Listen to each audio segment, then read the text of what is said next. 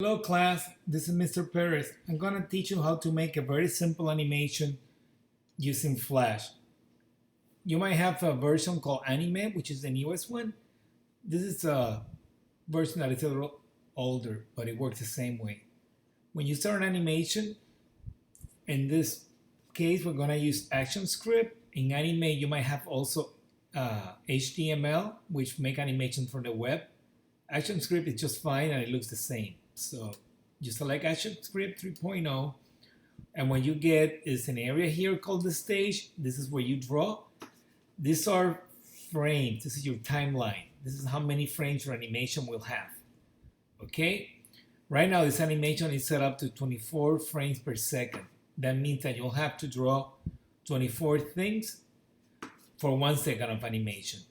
You can slide them up and down, and now I set it up to 11 by just sliding. You can also click and change it. The stage is where you work. You can change the color of the stage by clicking here, and you get a color palette, so you can choose a different color for it. Let's say that I go for this blue. It's not so harsh on the eyes. So now, this is my toolbar. Again, yours might look a little different.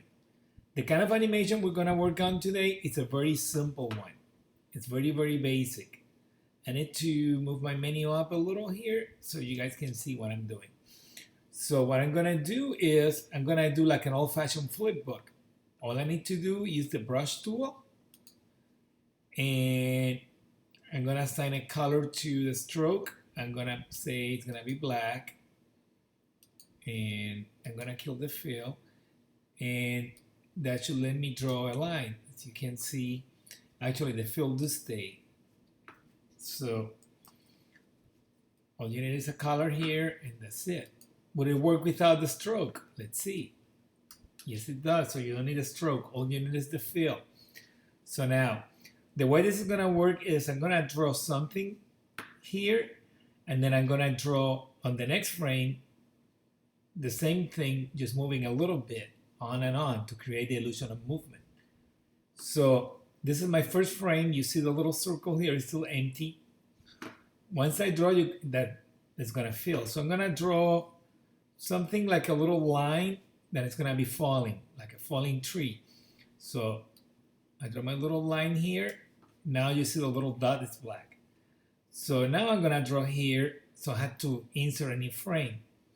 I can go to the menus up there in the computer and go to insert. I got it on right click, so I go to insert frame. The trick here is you want a blank keyframe. And I know you cannot see it right now, but trust me on that one, it's right below keyframe. I go insert blank keyframe. And now it looks like your drawing that you made disappear. It would be easier if you could actually go back and forth to see what's going on.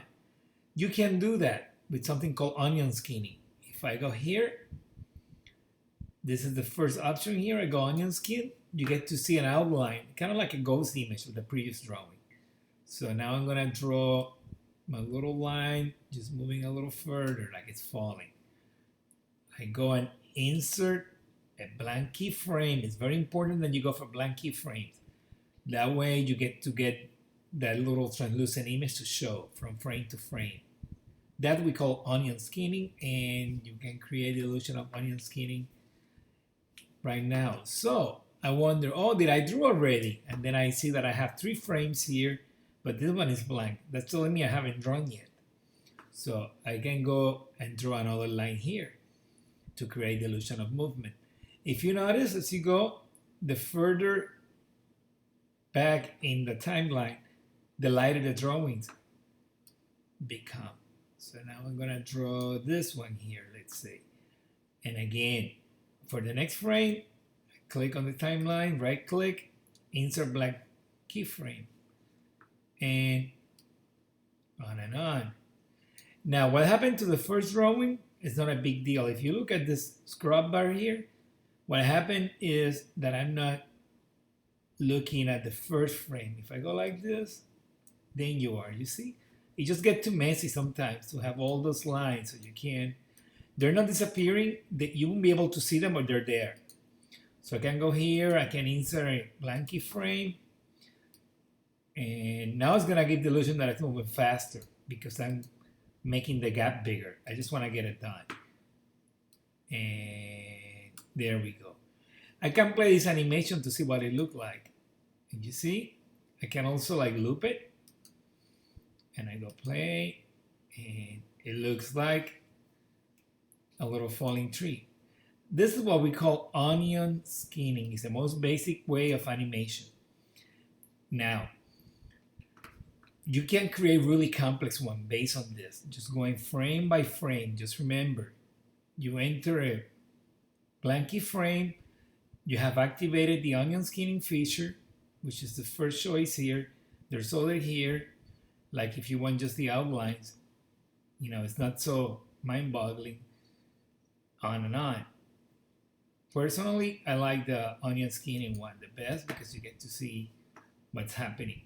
Because this is the very beginning one that I have selected, you get the effects backwards. It's kind of neat. You see? It's the one that you have selected, and now that one. I want to see them all, I scrub. Remember, all you need to use is the brush tool, no stroke, and just a fill. And that should give you a very basic animation that is actually very nice.